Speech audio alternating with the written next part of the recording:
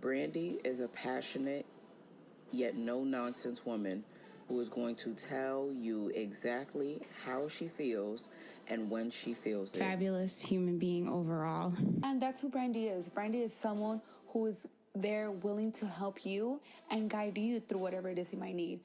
She helps you to reconsider your preconceived ideas or reconsider new ways to approach a topic. You don't need people in life to agree with you on anything or everything. What you really need is someone to keep it real, and she does that exactly. When she don't even know, I feel like when I make my first million, I owe her a lot of money. This season of Brandy Was Here, the podcast is sponsored in part by Blood of a King Clothing, a clothing line focused on bringing out the best within you.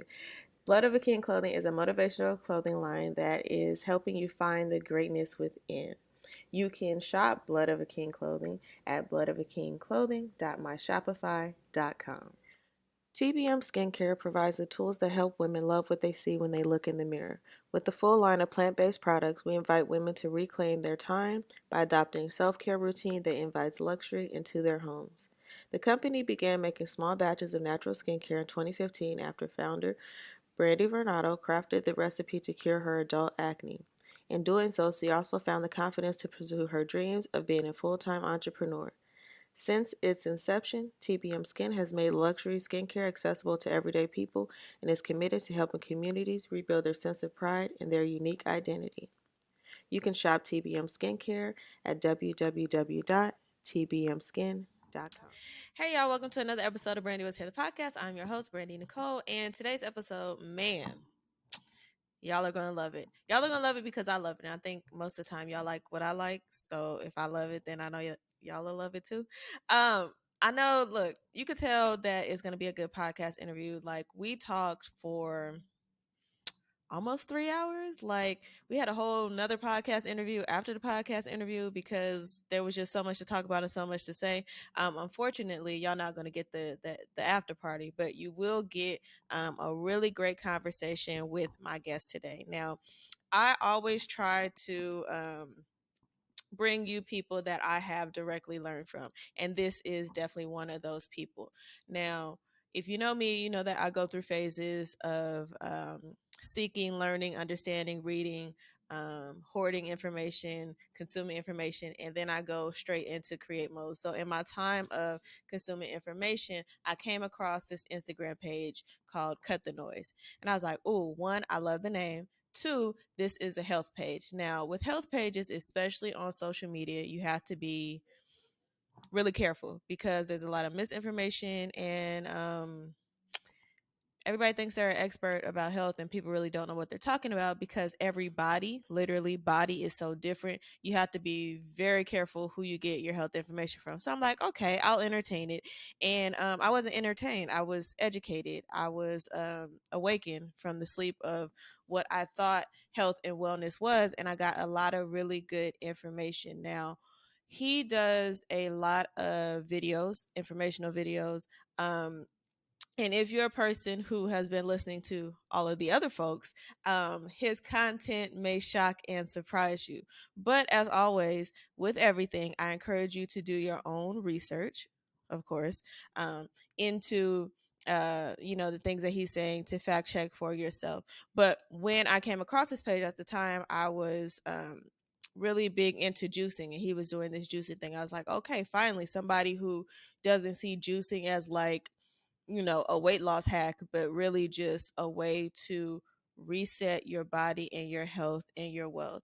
And, I did this juicing thing. I think I did it for like 30 days, just complete liquid juice fast. And it definitely reset my health and my body. It reset my taste buds for sure. So if you're a type of person that consumes a lot of processed foods, you eat out a lot, you don't cook your own food, I would recommend juicing or some kind of herbal cleanse, because a lot of people don't sustain a healthy diet because when they're making the switch, the food doesn't taste good to them. And it doesn't taste good because your body has adapted to artificial flavors. And so if you do a reset or something like that, then you can not reclaim. What's the word I want to say? you can reset your taste buds, and vegetables will start to taste good. Fruit will start to taste good. You won't miss the Ooh, I don't know what that was. You won't miss the artificial flavoring. So I would highly recommend it. I wanted to have this guest on the show because, when we talk about spiritual health, we don't talk about our bodies enough.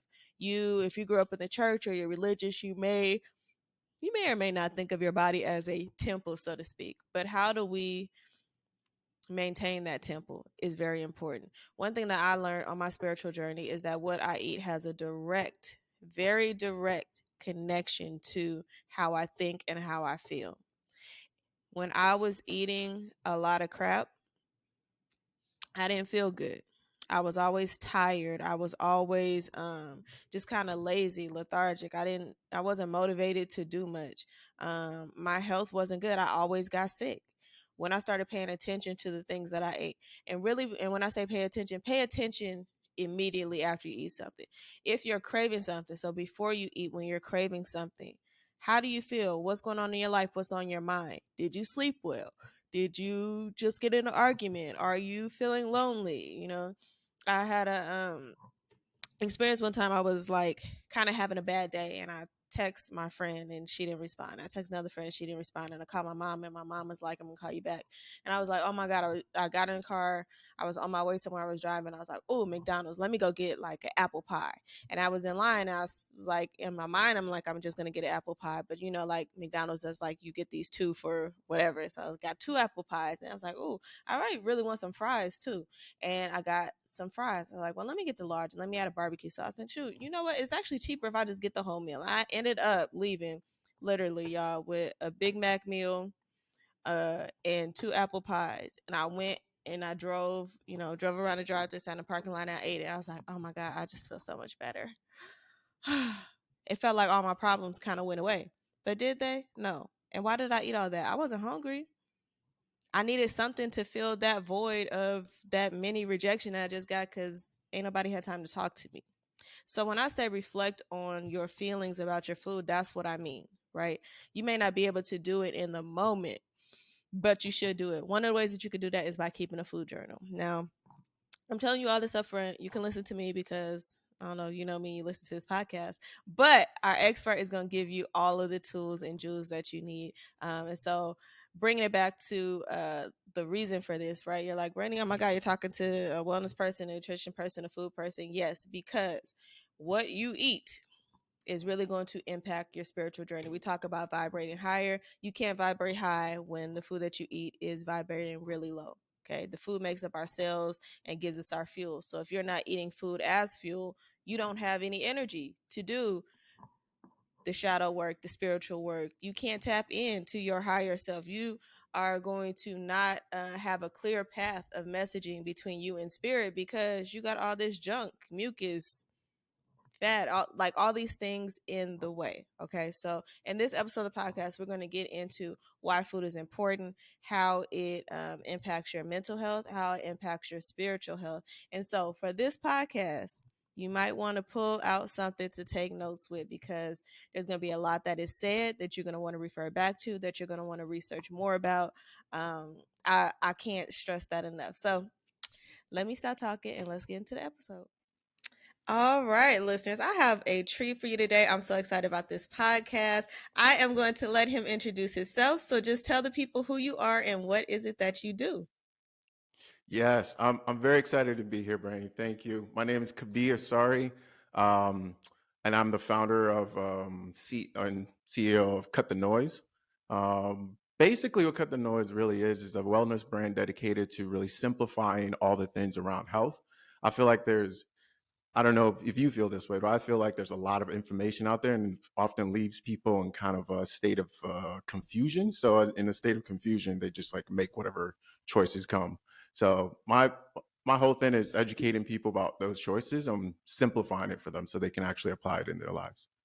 Yes, I love it. This is why you're on the podcast. Believe it or not, a lot of my listeners have been asking for a wellness expert. And just as you said, there are a lot of people out there that talk wellness, but you can't really trust their information. So I wanted to make sure I had someone who I could trust that I could present to my listeners to give them the real about this whole wellness journey that they may or may not be on. So I'm excited. All right. So the first thing we're going to do is I have some quick fire questions for you. Don't worry, you're not timed, but the idea is that, these are kind of off the top of your head. I want to catch you off guard a little bit. Yes, to help the listeners get to know you a little better and Okay. help me as well. So there's 7 questions. Just, the first answer that pops into your head. Are you ready? I'm ready. All right. So what is the best thing going on in your life right now? Oh, my marriage and my business.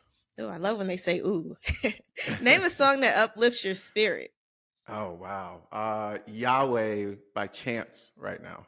Or What is your definition? Yah know. Not Yah. Oh, I love that one. Yes. Okay. What is your definition of faith? Taking a step without knowing what the outcome will be. What do you lean on when life gets hard?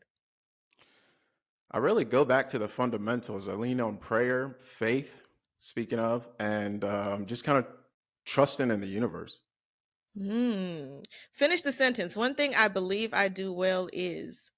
One thing I believe I do well is break down complex topics into simple, actionable steps for people to take. Perfect. Name a book that has shaped you on your journey. Oh, this is a great one. I'm going to struggle with one, but one top of mind right now is Cybernetics. Have you read that one? I have not. Yeah, it's a good one about the mindset and shaping the self. Okay, my listeners are readers, so if you think of other books, just jump in. Okay, last question is, what single thing would you like to make absolutely certain that you do during this lifetime? Oh, I love these. I just want to fulfill my purpose, my given purpose. Just feel like at the end of my life, feel like I didn't leave any. No, I won't use that reference. I was going to say bullets in the chamber, but no violence. I didn't leave any. I left it all out there. I did everything that I wanted to do. I love that. Yes. Okay. These were good. I feel like I've definitely gotten to know you a little better, especially with the songs. I'm a Chance fan. I'm here in Chicago. So, Chance is, he's from here. He's really big out here. So yes, I will add that to my playlist. Let's talk about wellness. Let's do How it. did you, well, first of all, when we talk about wellness, what does that encompass? Yes. Like, is it the yoga? Is it the burning sage? Like, what is wellness? For me, I think it really just comes down to, how do you feel? Like how much energy do you have? Do you feel the way you want to feel? Can you move in the way that you want to move? And are you able to essentially experience, because we experience life through this vehicle, right? The physical vehicle of the body, right? The mind is great and all, but through the way we really experience life is actually through all the 5 senses and connected. So can we do that to the fullest? To me, that's what wellness is. That's a really good definition. And based on conversations I've had with people, I don't think many people are well based on that definition. Why do you think that is? That is a big question. I think a lot of it comes down to what I would call the modern food environment. And I say that, but I'm simplifying it to more so the US and mostly like first world countries, because I think the problems are a little different as you go across the globe. But for the US and first world countries, I think it really comes down to the modern food environment and kind of how we're really 3 things: food environment, how we're living life in terms of how we're making a living, and also just being in a state of confusion about what to do. Yes. I always say that a confused mind cannot act. And I think that the more we eat like fast food, processed food, the more that we're on social media, the more that we watch TV, our mind is just all over the place and we cannot make good, clear, sound decisions at all. And it's scary. Yeah. How did you get started into? Oh, you're drinking my favorite water. Okay. Oh, yeah. I recently Yes. got into it. Yeah. And, we moved recently. I have a water machine filter thing that I've been trying to Mm, set up, and it's been incredibly hard. So Mountain Water is getting me. Mountain that Valley is is getting where me it's at. through. I'm gonna ask you later about like some wellness recommendations, but that's some pretty good water. How did you? Well, let me rephrase this question. When did wellness start to become really important for you in your own personal life? Yeah. I wouldn't say I had like a point in which it became important. I think it was always part of my life. So Mm, growing up, I played sports, and that was really where I didn't like go out a lot. I was oldest of five, so mm, I was mostly around kind of being big brother. I didn't do a ton of stuff outside the house, but sports is where I really got to express myself.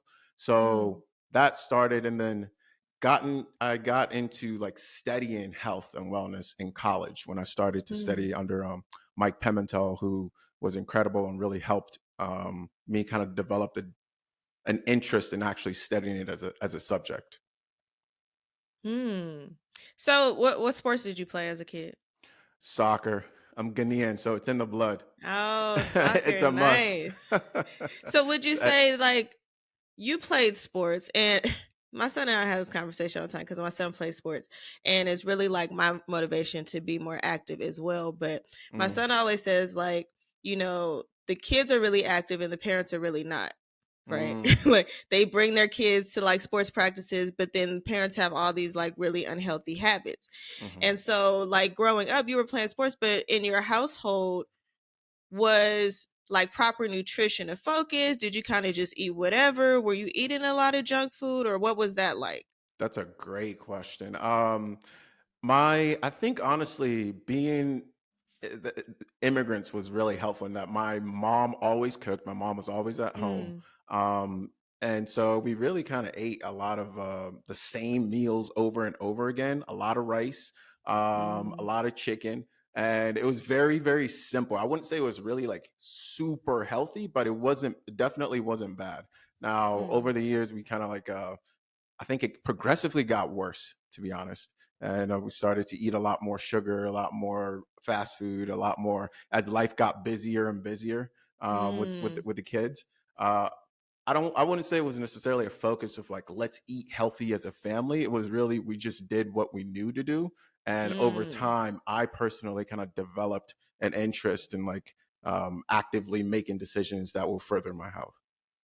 Yeah, I think that's so important when you said like your mom cooking every night is so important. A lot of families don't do that just because they feel like they don't have the time. Now, something that Mm. drastically changed my life was Rachel Ray 30-minute meals because Oh, I always nice. felt like cooking took so much time. And Mhm. then here comes Rachel Ray popped on the TV and said, "Hey, you can make dinner in 30 minutes." And I was like, "Wow, you really can make a healthy, flavorful dinner, something that you're going to enjoy, not just some crap that you're throwing together in 30 minutes." And so Mhm. since like that Rachel Ray era, I have cooked pretty much most nights, right?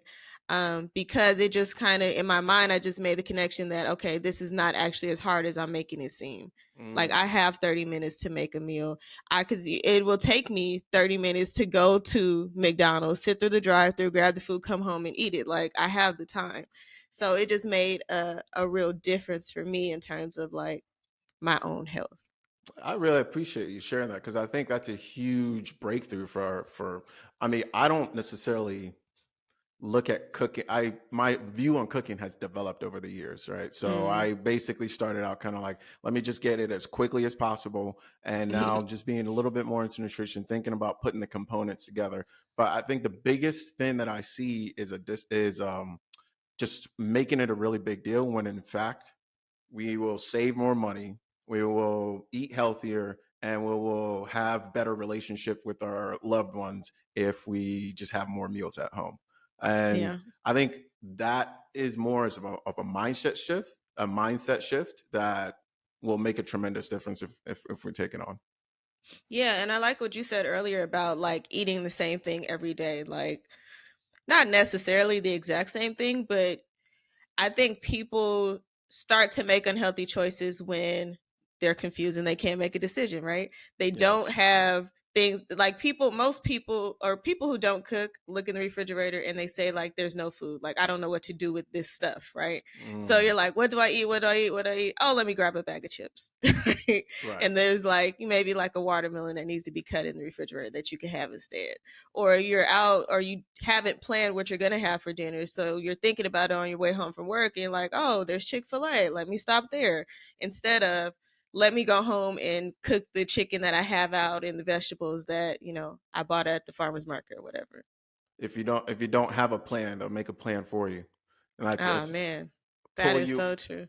in so many different directions. Yeah, absolutely. Yeah. And Okay. by the way, I fall guilty of this too as well. I think Oh yeah, I do a lot of sometimes too. people make the assumption like, oh, you're a coach, you must do it. No, no, no, no, no. I know these things because I've done them and I probably still do them. But so I can definitely want to put that out there. Yeah. I want to get back into you studying wellness in college. So what did you study? Was it like nutrition, medicine? What was it? Yeah, so nutrition and kinesiology. And honestly, I Mm. treated it more so as like I was still trying to go to law school at the time. So I was treating it Mm. more so as like a second thing that I was kind of doing. I was training people at the time to get some extra income while I was in college. So it was just more so as like a side project for a pretty long time rather Mm. than the main thing. I always kind of felt like at some point I need to, go to work and wear a tie, right? So that was my Mm. mentality. And so for a long time, I treated it as a side project, something I enjoyed studying and doing, rather than like a career choice. I'm gonna come back to that idea. Yes, But let's put first, a pin there. yeah, let's put a pin there. What is something that you learn through studying nutrition that most people don't know? Move. Wow, that's a great question. So we could go a couple different directions. We could go in the direction of like the different sort of, I would say, medical misunderstandings, if you will, or health Mm. misunderstandings in terms of like uh, lies my doctor told me for another book Oh. for your audience. I think it's a good one to pick up. We could go in Lies that. my doctor told me. Yes, yeah, Yeah, I that's a think the great one. food pyramid is one. I Yes. learned that. Yes. Yeah, the food pyramid, the whole, cholesterol conversation. Mm. I mean, the sugar versus salt conversation, the carnivore versus the meat versus plant conversation. I mean, there's a Mm. lot of those sort of things in that I think over time I learned that was very surprising to me because you go through the fundamentals of nutrition and kinesiology and movement and you just get the what is approved, right? In the Mm. textbooks. Yeah, I think one thing, well, I haven't like formally studied nutrition, but I do read a lot. And one thing that kind of blew my mind when I was younger, I think I was in high school when I finally realized that, and this is kind of sad to say, but that fruits are seasonal. Because Mm. when you go to the grocery store, you always have access to every type of fruit, right? Hmm. And I was reading and they were saying like, oh, these certain fruits only grow at this time. I'm like, well, how do we have them all year? Like, how am I Mm. eating grapes and oranges and bananas in December and you're telling me they're not available at this time? So that really like it made me curious about where our food comes from and how we preserve food and Mm. how food is marketed to us because I a couple years ago I went to Thailand and people eat fruit right off the trees there. It's such a beautiful thing. And obviously they're eating fruit that's fresh and seasonal, right? So they don't have access to everything all the time. And I just thought that was such a weird concept. And I felt, almost lied to and tricked grocery shopping all these years, not even knowing that, okay, this orange was probably picked 3 months ago and it's been, sitting on a crate somewhere doing whatever, or it's picked before it's time Hmm. and then they're waiting for it to get ripe, by the time it's shipped from here to there before it gets to my grocery store. You're highlighting two of my biggest things, and number one is how detached we are from our food source. And when I say this, I'm not necessarily blaming anybody or getting into conspiracy theories necessarily. I think sometimes people mistaken that, but it's just Hmm. the truth in the sense of like we're detached from our food source, and I think it's the curiosity piece you mentioned is a huge one as well. When you start to see that, oh, there might be a little bit more to this than, I sit down, I pay money, and food shows up on my plate. Like, there might be a little bit more to that, and as a result, I should maybe pay attention to it. But when you see other forms or other ways of living, I think that really highlights that. And that's one thing I really appreciate in terms of just being born somewhere else and like seeing a different way of living. It's very, very clear when you come from, wherever, to Jamaica, Trinidad, Ghana, wherever, and you see like you see fruits everywhere, and then you come here and you see it abundant in the grocery stores, which is fantastic, right? Because you don't have to like necessarily rely on the seasonality of it. Right. So we try to prevent from that, but at the same time, we introduce a whole bunch of other issues in the process of trying to like prevent those things. Oh, it's seasonal. We might be hungry, in the winter, so we got to store everything. And by storing and doing all these things, we actually like introduce a lot more issues into the system. Double-edged sword, however you look at it. Yeah. So yeah, nutrition is that thing. So let's go a little bit deeper, because you talked about like sort of these debates, like meat eating versus plant-based. I think a lot of people and we can talk about like the marketing of food and food culture, because I think a lot of people are more open to a plant-based lifestyle, but also it's a processed food lifestyle, so to speak, right? It's really not, I mean, there's all these terms that come out like they'll say 0 calories, 0 sugar, like plant-based, but where's the plant? I remember so a couple years ago when they introduced this Impossible Burger, right? I remember I've gone in and out of different sort of food lifestyles, right? So I was vegan for a couple of years. I've been vegetarian, I've been pescatarian, but at this certain time in my life, I was eating meat. And my family and I, we went to this burger restaurant where you can like build your own burgers. It's one of our favorite places. And they were like, "Hey, we have this new Impossible Burger." I was like, "Oh, that's great. Like, what is it made out of?" "Well, it's plant-based." It's like, "Oh, so what is it made out of?" They're like, "Well, there's no meat." "Okay, so what is it?" So right? what And is- they like couldn't tell me. So my partner at the time was curious, and he's like, "Well, I'm gonna order it. I just want to see." And when this burger came to the table, like if you order a burger medium rare, it's gonna be like a little blood, and then you're gonna have a little sizzle from. That's exactly how this Impossible Burger came out. And I remember looking at him, I said, "You do not eat that."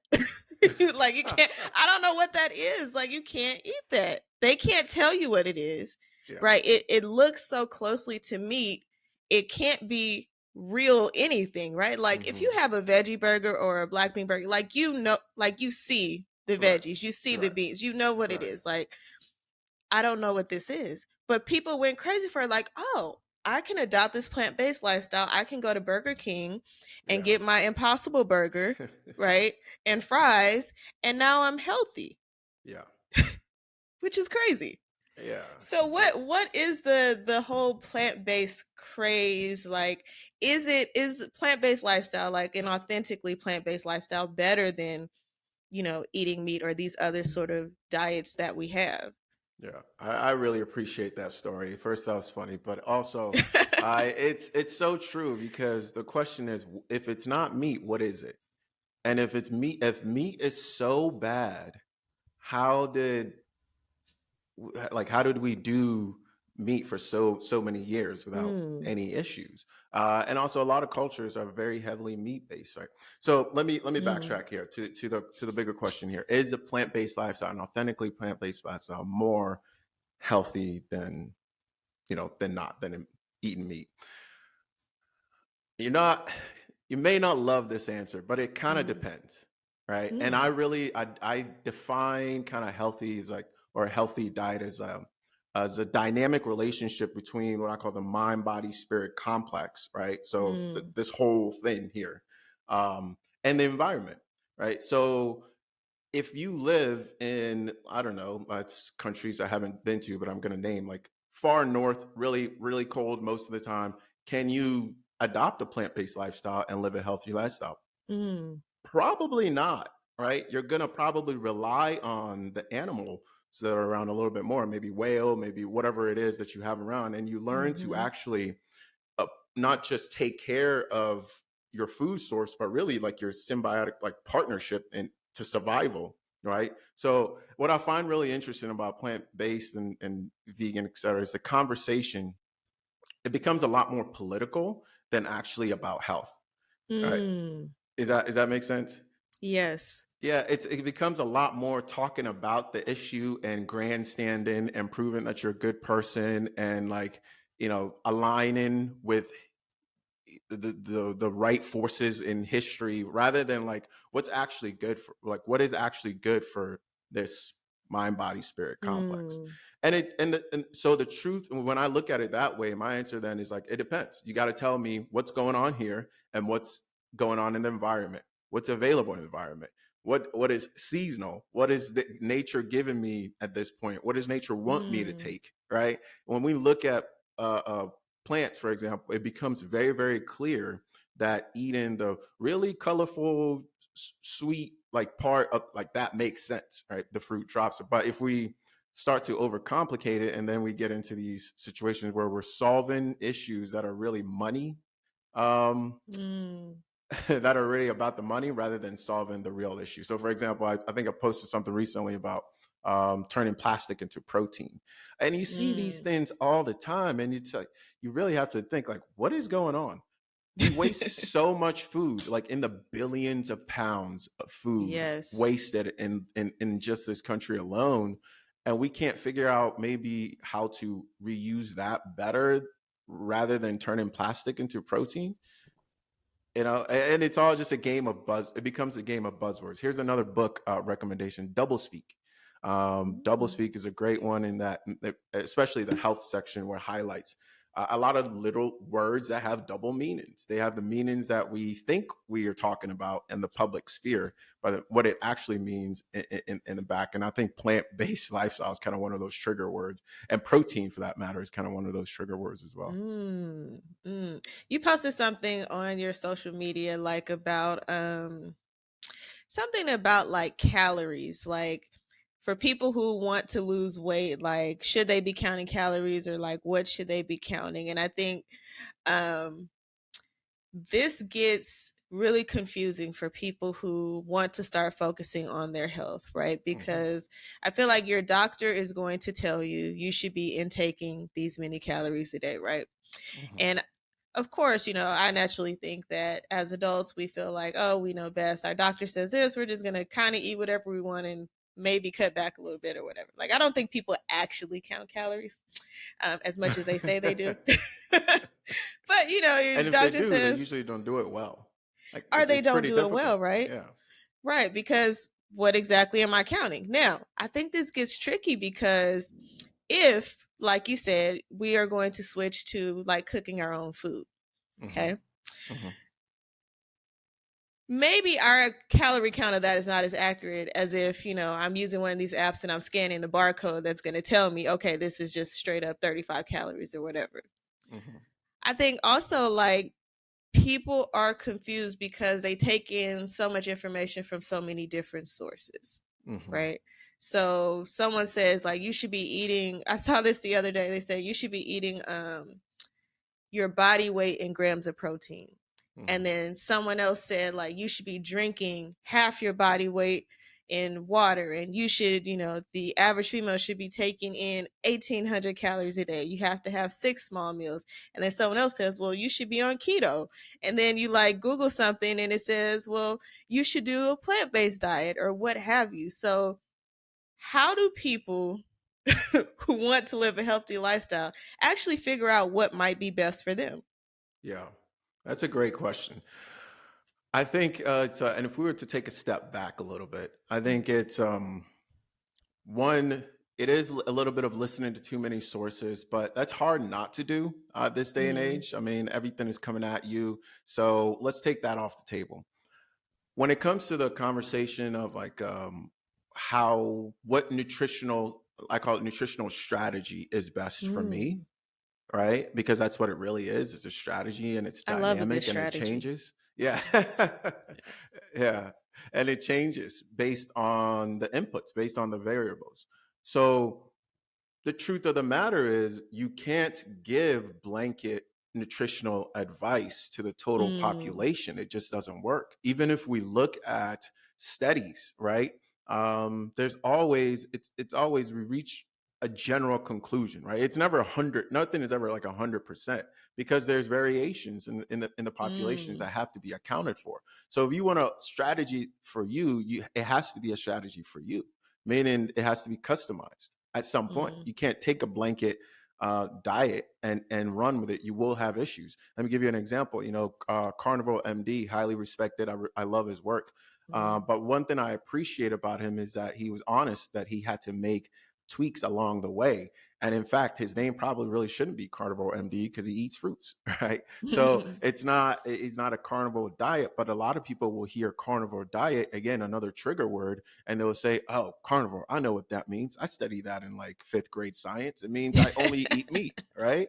And so that's what I need to do. I need to only eat meat. But that's not, I don't think any population on Earth, let me not speak in absolutes, but to the best of my knowledge, any population doesn't really thrive off of that. And it's seasonal, right? Again, it's seasonal. So, and it's local, has to be seasonal, has to be customized to your mind body complex. And again, it's the dynamic between the environment. What is nature giving you? What is nature telling you? What is it making available to you? And what do you need based on where you are? And that's why, I've pulled back quite a bit from giving blanket advice on social media. In fact, I probably spend more time poking holes in blanket statements than anything. So do you think this is something that folks can figure out on their own, or should they consult a specialist? Like, should I see a nutritionist? Do I find like a wellness coach? Do I get like a personal trainer to help me figure out my strategy? Who should I be talking to? How do I go about this? Yeah, that's a great question. I think it again depends on where you are. Some people are in a place where they can get started with just like watching a YouTube video of somebody they trust, right? Or any other information, for example, that I put out there. But I always believe in getting a coach. I do, and because it just allows the best. I look at it this way: the best athletes in the world all want to be coached, right? And I really look at life like as like with an athletic mentality, if you will, right? So in sports, in the sense of the mentality that they have of like, I want to be coached, I want to be better, I know I'm not doing anything well, and I think that's important to have somebody guide you along the way. It doesn't mean that you can't take any steps without it, but I think you'll go a lot quicker, and there'll be a lot more certainty in what you're doing if you do get a coach. Now, whether you get a trainer, a health coach, a wellness coach, whether you get a nutritionist, that kind of all depends. I would say if you're starting general, go with a health coach, because a health coach theoretically has a very good understanding of what's involved across the board and can maybe point you to a specialist if necessary. That's important. Yeah, I think that reminds me of something I read a while ago, like about Jenny Craig, right? So for people who are much younger than I am, you may not know Jenny Craig, but she is still around. But it's basically like this group wellness fitness, they were like one of the first people that had like a fitness app for you to track your food. Prior to that, they used like a book where you would, track your meals and calories and stuff. But the whole premise behind it is that you had a coach. You would go to like Weight Watchers or whatever, once a week you would meet with a coach, and they would like, check your food journal. They would talk to you about, your cravings and things that you were going through. And this was highly, highly successful. It's not that the diets they were giving were anything new. It's that you had someone to help you along the way. And if you have been listening to the show at all, I pretty much say this every episode, that if you do not know what you are doing, okay, don't waste the time and money to try to figure it out yourself. Just go to someone who knows, and you can do that in a lot of different ways. You can start, YouTube University. find a video, right, of someone who is credible that is speaking about the topic that you need to learn more about. Go out and get a book. There's lots of people on social media do a lot of these different challenges. Again, do your research to make sure that these people are credible, right, in your beginning stages. But then if you're able to, hire a coach to help you. You don't want to spend a year of your life doing yo-yo diets and in the gym not knowing what you're doing. Like, go to someone so that you can speed up the process of getting to the goal that you want to get to. I That think is that's important. fantastic. I didn't know that Jenny Craig story. That's really interesting. Jenny Craig is like, I feel like Jenny Craig was like, like middle-aged white women were like, oh, I need to get in shape, and they were going to do this thing. But Jenny Craig blew up. Like, I think people think of what's the guy, Richard Simmons, or the guy who Is did it Tabo? Taibo. Yeah, Okay, like yeah. people were like, it just caught on like fire. And like, many, many years ago, Jenny Craig was like on every corner, kind of like how Starbucks was, because so many Wow. people wanted to be a part of this program. It's like revolutionary. Like, people were throwing out diets and things left and right, but nobody was coaching people. Right? She found that gap in the market, right? That That's we huge. Yeah. tell entrepreneurs to do all the time, Right. which is important. Which brings me back to what we put a pin on earlier about you kind of doing this wellness thing as a side hustle. You said you wanted to be a lawyer. At what point did you decide to let go of that vision to embrace this one? That's a great, yeah. I think I formally put that to bed. Maybe 2 years after college, when I was like, okay, I'm clearly not going to law school, right? So after college, I went back, went to school in Boston, went back to Richmond, Virginia, where my parents are. And I went to, I just started, I was trying to take take the LSAT to do all that stuff. And I started just working at a gym because I needed something to do. And so I started training, and and I actually, after that, I started my strength and conditioning business, and was teaching sophomore in high school. And I really enjoyed that. Enjoyed working with the kids. I enjoyed the training aspect. I enjoyed that part of it. And I got to a point where I really had to make a decision. Was I going to like continue to do that, or was I going to kind of like pursue something else? So at that point, I pretty much crossed law school off, and I still then kept wellness as a side because I did a whole bunch of other things before I came back to fully focus on this as a full-time job. What was your hesitation in just like taking this thing full steam ahead? Yeah, I think it's a lot of things. One, perception. All right. So the idea of coming from, a Ghanaian household, I'm sure this is true in many households, but the expectation was really kind of like a doctor or lawyer, right? That's the status of success, or something else that was like, I guess they understood, right? You can name and people are like, oh, I know what that is, right? So, yeah. So there was the perception of like, if I let this go, did I kind of fail? It was a feeling of like, did I fail? Did I not fulfill my highest potential, right? Because the image of success is in a suit and in the corporate world. It's not in joggers, training people at the gym. Yeah. So that was huge. I think a few other things as well. I do enjoy. I am a nerd. I do enjoy learning, and so I thought like, oh man, if I give this up, will I be really intellectually stimulated, right? And boy, was I, because there's a lot on this side as well. That, I mean, the the further I go, the more I'm like, oh wow, there's a lot we don't know.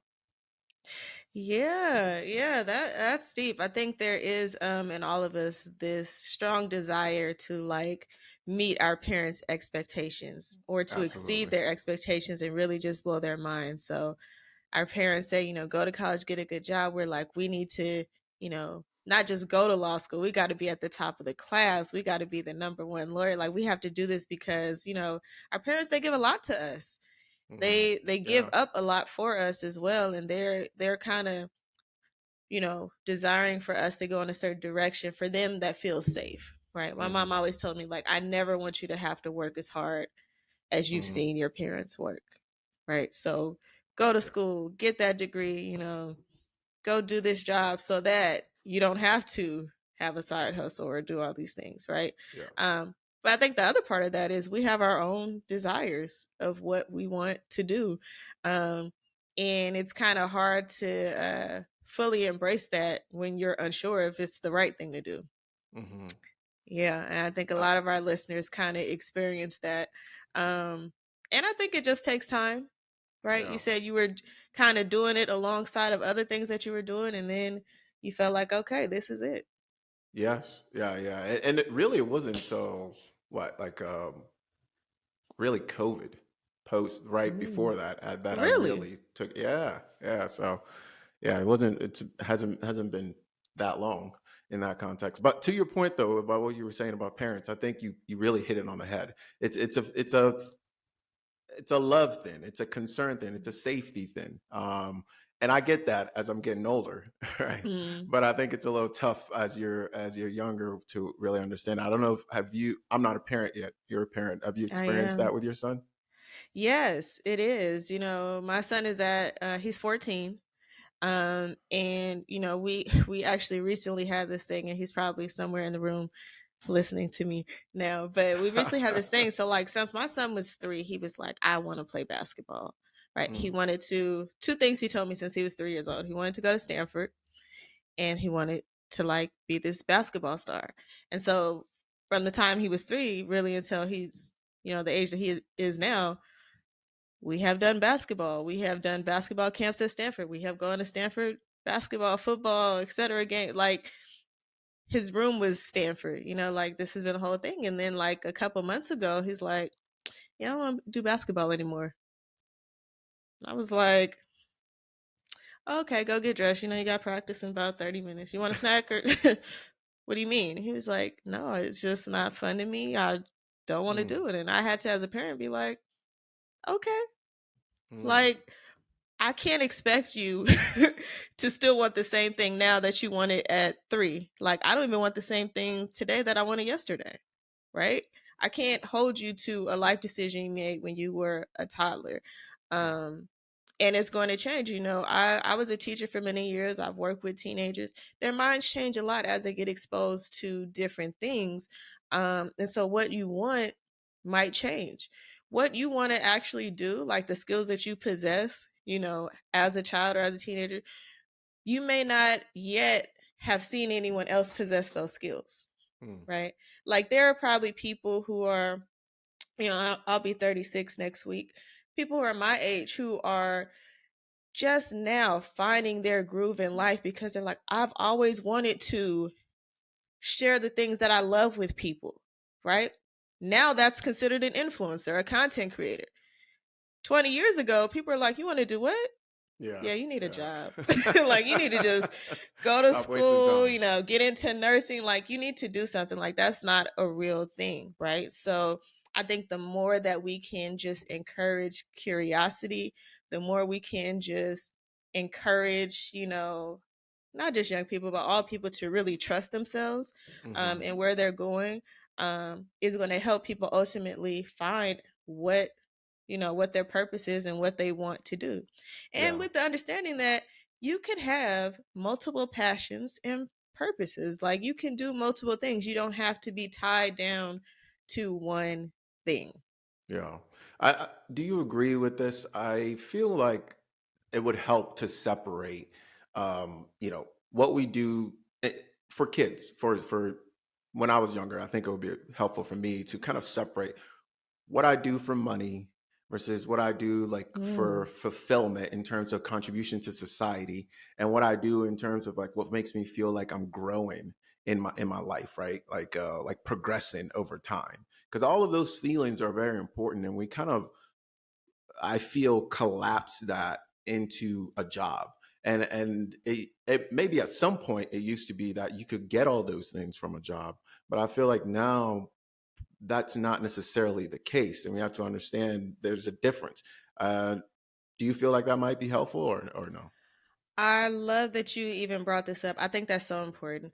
I I coach and I help a lot of people through like the process of either transitioning or pivoting in their career a lot. And what I tell people is that, your job is not your everything. And I think many years ago, people thought it was because the focus really was on providing stability and security, right? My job is going to pay me this amount of money and my family can live off of it. That's all that matters to me, right? If my job wants me to work 16 hours a day, they want me to come in on the weekends, if I'm working holidays, whatever it is, like, this is what I'm doing, right?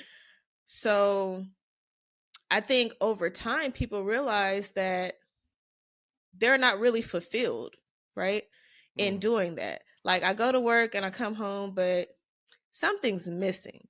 And I watched, a generation of, my parents' generation kind of go through that, I work, but this is what I really want to do on the week. Like, what I really enjoy doing, I'm going to do on the weekends. So I've seen, like, my mom, her friends, like, you go to work to a job that perhaps you hate, but it's paying the bills.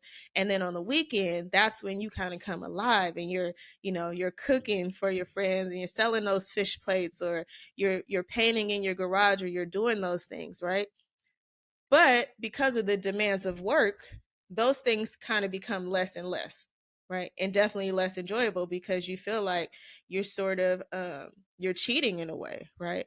I want to go home and paint, but oh man, I got to finish this project at work. Or, oh, this weekend I would really like to travel, but you know, I can't go see Costa Rica in just 2 days. I don't have any time to take off. Like, what do I do? So I think that is so important. Like, having a way to make money. I tell my son this all the time. Like, you have to have a way to provide for yourself. That's just the world we live in. Like, no one's going to take care of you. The government's not going to pay your bills. They don't care if you starve. You got to find a way to take care of yourself. But that may not be the same thing as what you're really passionate about. Your job may not be where you're most impactful, right? And I think people should learn how to start being okay with that. Yeah, and finding that in different ways, creating that in your life in different ways. Um, I don't know it's necessarily you have to live like a completely separate life in terms of like, all right, gosh, I dread it through work, and then the sort of off work party Yeah, I'm hard type of free lifestyle. weekend. Right, exactly. I don't necessarily that's what I'm saying, but or that you're saying, but I think to find different ways to fulfill all three of those needs is important, and they don't necessarily have to all be in a job. Yeah, that's so important. Oh man, we are coming to the end of our time. I just have a couple more questions. I want to make sure some of my followers had questions that they wanted to ask you. Okay, let's do it. Yes, so I have three. So the first one says, is juicing a healthy diet? I want to juice because I heard that in juicing I could lose weight, but then I wonder, am I getting all my nutrition through juicing? That's a great question. Juicing Um, has become so popular. yeah. So I actually have an ebook on this, Mm, and that will break it down for you into a lot more detail than I can probably go into right now. But on a very high level, what you're doing when you're juicing is you're essentially extracting all of the micronutrients and drinking that rather than eating it as complete. Now, the other part of the question in terms of is it a good diet? Now, we have to be careful there because diet and medicine are two different things. I think diet is what you consume on a regular basis for energy to function, correct? And medicine is to correct an imbalance in the system. So juicing can be applied as medicine in the sense that you are extracting all the nutrients, but yet you're giving your body time to essentially rejuvenate, repair, and nourish at a cellular level without all the work that comes with actually breaking down all of that fiber, all of that starch, all of that stuff to actually get it into your cells. Also, you're allowing your lymphatic system to move, and you're allowing your gut to your colon, not just your gut, to be more specific, your colon to clear out. So juicing can be used very effectively for a lot of different things. I don't think the focus should be on weight, because when you step on a scale, there's a lot of things that are part of weight, right? There are like 7 or 9 different components of weight. Not all of that do we want to lose. Some of that we want to lose, right? Which is the waste, right? Not the weight. We want to lose the waste. And then we want to keep the good stuff. So when applied properly, juicing is an extremely powerful tool in a complete kit, right? I think a lot of people get caught. It's not a diet, right? You're not juicing for 5-10 years, but what you are doing is you're utilizing it strategically when your body needs it, right? When your body needs to repair, when your body needs to nourish, when your body needs to like take a break. Literally, solid food vacation is the term I actually prefer, because you can take a solid food vacation in multiple different ways. Juicing is one of those ways, and I actually go into that. Like fruit feasting is one way, obviously a water fast, and those can and should be applied at different times based on, again, my where are you and where are you trying to go, and what is the best strategy to get you there. A solid food vacation. Can we just make that the norm? Can we call it that? Yes. I think that's what I call people it. love vacations. Yes. Why not? Yeah. Okay. That was really good. I think that cleared up a lot of misconceptions about juicing, because I feel like people, I don't know, like there's all these like juice cleanses. It's like, you can lose 15 pounds in 7 days through juicing, and then people do it. I don't know. People don't, like I said, people don't follow directions. I don't think they juice right. I don't think people are juicing the right things when they're juicing. Like, they just want to throw some grapes and kale together and drink that for 7 days and nothing else. Yeah, that's probably not the right way to go about it. I'm sure it tastes good. I don't know, but it's probably not the right way to go about it. So yes, again, get your information. I would love if you would share that with me. I would link that in the notes so that they can sign up and get that ebook from you for people who are interested in taking this solid food vacation. Yes, absolutely. Okay, the next question is, I want to get it right. Okay. How do you provide optimal wellness on a budget? This is a tricky one. I think, it's a tricky one in the sense that there's like a mindset shift that kind of needs to occur. And then there's actually the practicality of what do you actually purchase, right? To go into the practicality of what you actually purchase, this is probably something else I can share, but I think a grocery list that makes sense for what you're trying to do is and finding the cheapest way to get that is obviously the way to go. But to back up a little bit, more so in terms of like the mindset shift, are healthy foods like expensive or more expensive than non-healthy quick food? And when you really look at food, you're looking at kind of like convenience, quality, right? And price, right? And a lot of times we feel like we got to sacrifice one of those, but I found that if you look at your total budget, right, and you make an adjustment in terms of how much you eat out in other quick places, or at least when I do this, I found that it's actually not as expensive as I think it is to eat well. And I think too, so here's something that I learned over the years. When you eat whole foods, like real food, you actually eat less than when you're eating junk food or processed food. Absolutely. So I would say, like, as a mom who budgets a lot, I actually think comparatively you spend less when you buy certain foods. Of course, it depends on, where you live, where you shop, and the things that you like. But, much like your mom, I tend to eat kind of the same things, and that helps me budget because it's very predictable, right? Except this whole egg thing that recently happened when eggs went up like $5 to $10, and that throws the budget off a little bit. But pretty much, I'm like, okay, we eat these vegetables, or seasonally they change. So okay, now we might throw in some asparagus or whatever, but it's pretty much around the same thing. I also found that when I was eating really unhealthy, I spent a lot of money on like condiments and things that I really didn't need.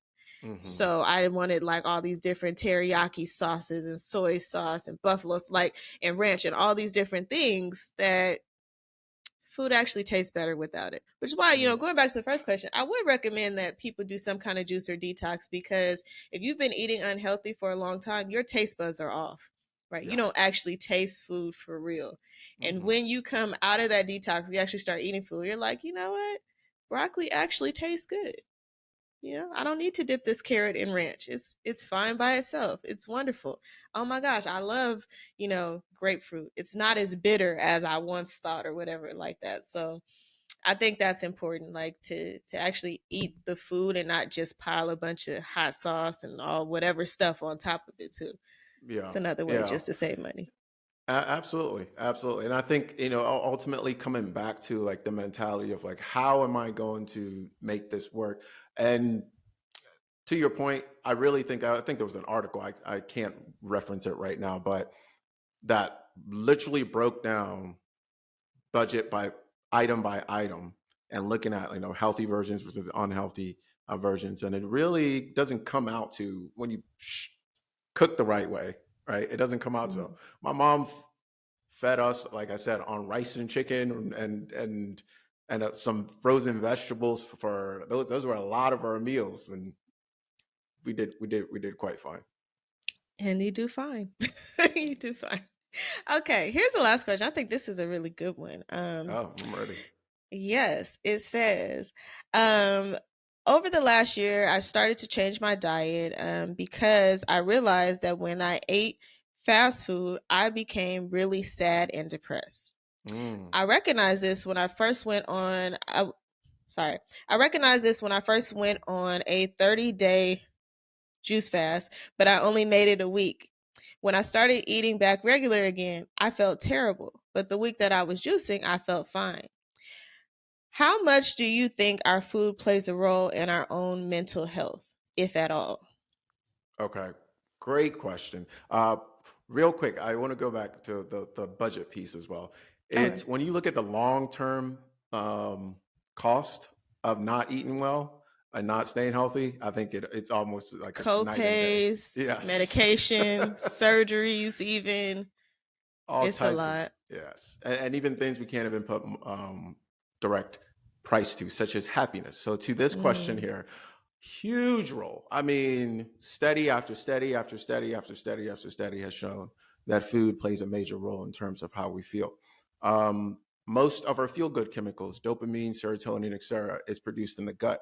If the gut is not functioning correctly, or it's clogged, or it's there's something going on, obviously that's not going to reach the brain, and you're not going to feel those feel-good chemicals as much or for as long with like exercise, for example, right? So I think addressing the gut for me is like the number one thing that I always start people out with. We address the gut, then we address the diet itself, and then we go from there, breath, movement, etc. I think it plays, from personally, when I think back, physically, I looked like I was healthy, but mentally, I didn't really get to a place where I felt a major shift in like my mood and how just generally feeling good until I addressed my gut. And that wasn't honestly until I'll say 3-4 years ago. So really hasn't been that long. So it made a major difference. And I see it over and over again. So if you have mood issues, if you have any sort of imbalance, hormonal imbalance, any of that stuff, addressing the gut is it's one of the first places, if not the first place, that I would start. That's good. I think so. I was recently telling someone who told me that they're tired all the time. And then I spent some time with this person, and in a day they had like, 4 cups of coffee. And I was like, well, maybe. Maybe if you drive past Starbucks, on the way to work or whatever, this may not be an issue. I'm like, just try it for a day or two, or actually a week. Because, the first 2 days you're going to feel that withdrawal. You might have a headache. You might feel like you're going crazy. But, just take that away and then, really focus on getting a good night's sleep and then see if you're tired the next day. Like all of these things affect us. I know we think like, oh yeah, I'm going to Starbucks, it's just a drink. Well, what harm could it be? But what you put in your body matters, and it does have an impact on your behavior somehow. Absolutely. Important. Absolutely. Important. We only really look to kind of put it in a nutshell. We only really have like three major buckets, if you will, right? Are what we consume, right? What we do, our movement, what we do, and our lifestyle in terms of like, sleep, light, exposure, sun exposure, those sort of different things. So when you look at those three levers, there's when you have a movement strategy, a consumption strategy, and then you focus on maybe like 5 to 6 things lifestyle wise, make sure you get enough sun, enough water, etc. Like it's night and day, right? 20% of the things we do get us 80% of the results. So I don't think I think oftentimes we get caught up in like, what is the latest thing? Well, there's a lot of obvious low hanging fruits in most people's lives that they're just walking right over. It's just like you just said. That is so, so true. Well, this was great. Last but not least, is there anything that you would like to share that I did not ask you? Health is wealth. That's I think we all deserve to really to feel good all the time. And I don't mean that in some sort of like, oh, well, you can't feel good. I actually think you can.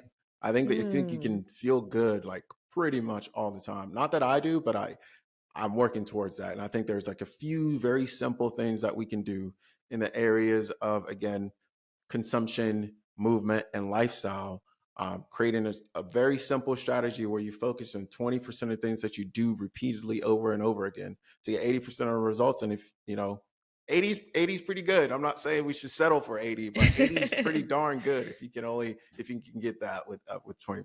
So that's my Yes, general I message. mean, absolutely. Yeah, health is wealth. I know people say it a lot, but truly, like, unpack that. Health is wealth.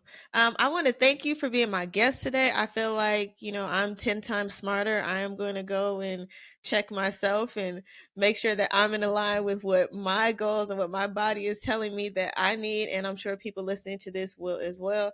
As I said before, all the books and everything that he mentioned, I am going to link in the show notes. So if you were listening to this and trying to take notes and catch it all, don't worry. I got you. Just click back up at the top of the podcast and you can check it out. Thank you so much.